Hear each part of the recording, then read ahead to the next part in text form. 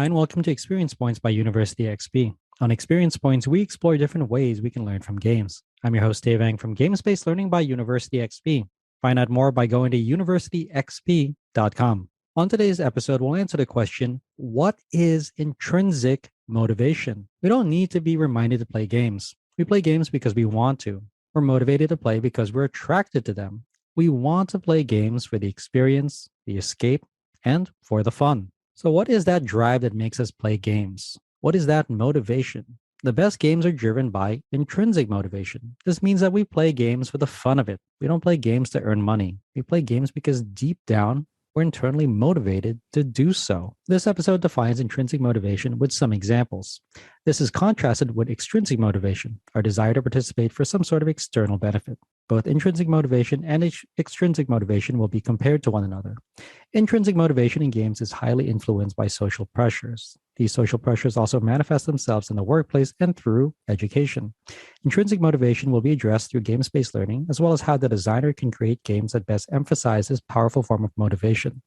Specific steps for designing with intrinsic motivation will be discussed. Intrinsic motivation is a powerful human driver. Intrinsic motivation is when we participate in an act or activity without the need for an external reward. Intrinsic motivation is driven by internal rewards. Often those rewards are our own pleasure and entertainment. Intrinsic motivation can also be affected by external rewards. When external rewards are added to an activity, such as money or payment, our motivation decreases. That's because we're internally driven by intrinsic motivation's inherent sense of self-satisfaction by participating. Intrinsically motivating activities are pursued because they are fun or personally challenging. We play games because we're spurred on by the action of playing and not by the outcome. We feel joy by experiencing the game. We participate in intrinsically motivating activities such as games for several reasons, some of which are the novelty of games, but also to learn, grow, and develop. Novelty is one of the factors why there are such a plethora of new games in development. We enjoy the promise of games, but are constantly looking for new titles to challenge and entice us. Sometimes we have the opportunity to combine both intrinsic and extrinsic motivation. That comes from when we find a job that pays us to do something that we already enjoy. However, a job that we enjoy doing is most often fueled by our own creativity and vitality. Both are driven by our intrinsic motivation. This provides us a reason to stay active in our specific roles. However, extrinsic motivation, in the form of compensation, is why we stay. Intrinsically motivating activities are things we do based on internal drive. They can include playing a sport that someone finds enjoyable. Those who are tidy find joy in cleaning and organizing a space. Likewise, games and puzzles are played and solved by people because they enjoy the activity and the challenge. Additionally, dedicating yourself to studying a subject you find fascinating is another example of an intrinsically motivating activity. Intrinsic motivation is classified as the desire to perform an activity based on an internal drive to do so. Extrinsic motivation is the opposite of intrinsic motivation. Here, participants engage in a behavior due to external rewards such as money, grades, and recognition. Extrinsic motivations spur the individual into action. For intrinsic motivation, that cause is drawn internally based on the player. Conversely, extrinsic motivation is driven by external factors. Extrinsic motivation is a different form of motivation because the result of the activity must be attained outside the control of the individual. There is a separation between the action and what results from it. We see this kind of motivation originating from careers where people will seek jobs that pay a high salary. However, the external focuses on the results of the activity serve as a weakness or extrinsic motivator. Often this can come about by offering someone payment to do something that they were intrinsically motivated to accomplish before. Likewise, extrinsic motivation is also affected by negative reinforcement such as punishment, surveillance, and deadlines compared to intrinsic motivation. Intrinsic motivation is a powerful form of engagement for players and users. It provides individuals enjoyment, promotes well-being, and persistence in activities. Though, extrinsic motivation does have some advantages, namely through its ability to encourage and incentivize someone to do something they don't find intrinsically interesting. Extrinsically motivating activities are those that are driven by extrinsic rewards. Some examples of this include playing a sport in order to win an award, or when a child chooses to clean their room in order to avoid being reprimanded by their parents. Other examples of extrinsically motivating activities include competing in a contest in order to win a scholarship, or studying a school subject in order to earn a good grade in it. These are the definitions of intrinsically and extrinsically motivating activities. So how do they compare against one another, and how can a balance be struck between both? We are motivated by these two forces in order to participate in activities as well as take actions in games. These actions come in four types of motivations. They include intrinsic motivation, extrinsic motivation, positive motivation, and negative motivation. We can be motivated to perform an activity due to the positive intrinsic appeal that we gain from it. This is the basis for many games. Likewise, we are also intrinsically motivated to avoid negative consequences, such as choosing to save earlier in our careers in order to avoid a sparse retirement. On the other hand, we are most positively extrinsically motivated to work jobs because we gain monetary rewards from it. In those jobs, we are also extrinsically motivated to avoid negative consequences, such as a reprimand from our supervisors for providing subpar work. There are many ways to view motivation. However, the key to understanding their application is developing an understanding of your players' or users' values, specifically what those values are, how they are prioritized, and what you can do in order to work in concert with those values. Working within those values and creating scenarios and situations that drive them is key to utilizing drive in human behavior. Some may argue that extrinsic rewards are the only way that we can entice and motivate behavior. However, that's not the case when powerful positive intrinsic drivers also exist in order to motivate people to continue certain activities. Though there is a balance. Expected intangible extrinsic rewards can undermine intrinsic motivation for activities, even if they are implemented in good faith. An example of this is paying someone to learn how to play the piano. They could have already been intrinsically motivated to play, but paying them undermines that positive intrinsic motivation. Instead, we can consider rewarding intrinsic motivation to play a game with another form of feedback. This feedback is best used when it supports the player's autonomy and competence. An example of this is positive feedback loops in games where players are rewarded for a game achievement with an in-game item. This item helps them tackle more challenging stages in the future. Motivation doesn't always exist in a vacuum. Sometimes there are external factors, such as the social environment, which spur players and individuals into action. The social environment of person-to-person interaction, games, and the workplace make understanding and applying motivation more complicated. This can be seen when trying to entice individuals to adhere to standards of socially desirable behavior, such as hand washing. While this is understood to contribute to both an individual and social good, it sometimes comes into conflict with concepts of individual autonomy and intrinsic motivation. This means that in order for intrinsic motivation to flourish, it must be supported in a social environment. This is already done in games where all players enter the magic circle and agree to play the game by its established rules and expectations. This social context is important in tabletop games as they require active participation and adherence to the rules and structure of the game. Both can be accomplished by setting the social standards and expectations of the game at the beginning. For instance, when teaching it to others for the first time. Teaching tabletop games to other players, especially new players, can be challenging, but adhering to the acceptance of the magic circle in games, in addition to providing a locus of control for players, can serve everyone well. For example, when teaching others how to play a game for the first time, I follow a scripted path of announcing the name of the game, the theme of the game, and the objective of the game. While teaching others, I ask that they take actions from me with their own pieces and player boards while I explain the result of that action using other pieces. By doing this, I provide an outlet for players to demonstrate their competency and autonomy when learning a new game. I also scaffold my approach so that they don't learn too much at one time. Intrinsic motivation in the workplace is perhaps one of the driving factors behind the introduction of gamification for professional activities. This is with due cause, as intrinsically motivating employees that complete activities that align with the company's goals is one way of maximizing company productivity. This was even done prior to the use of the term gamification in workplace, as managers routinely look for employees who were already performing well. I fell into this category when I was working in higher education performing student affairs work. I felt that the field was a calling that I was deeply connected to. So I was motivated by more than just external factors to pursue professional excellence. Dedicated employees demonstrate the same values by assuming more responsibilities in order to inspire others to dedicate more of their efforts to the organization.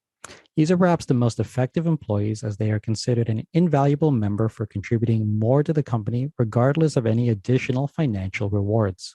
There are ethical considerations to take into account for working with these types of employees. Some argue that no more compensation is necessary. These individuals are choosing to contribute more to the company's success, whereas others feel that recognition and compensation is due to them for this extra effort.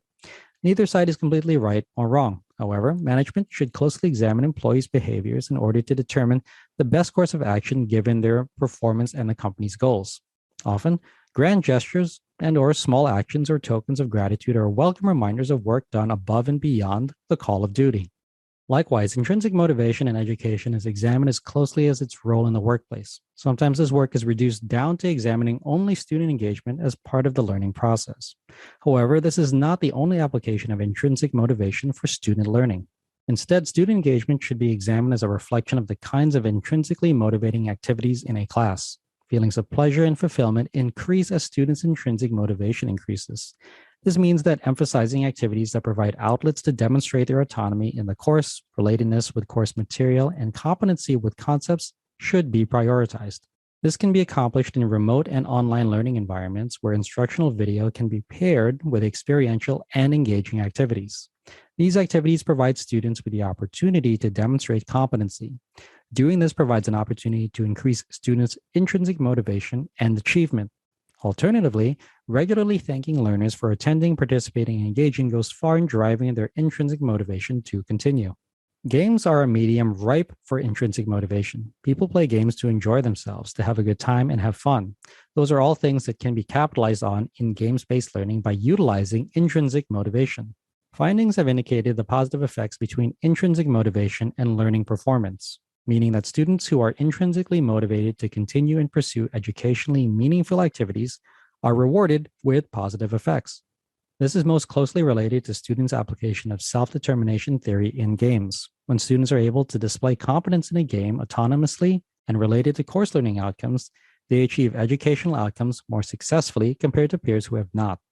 This doesn't mean that games need to be a part of all curriculums. Rather, games-based learning, or the application of established games for teaching and learning, can be used to motivate students intrinsically to more deeply engage with material and apply what they've learned.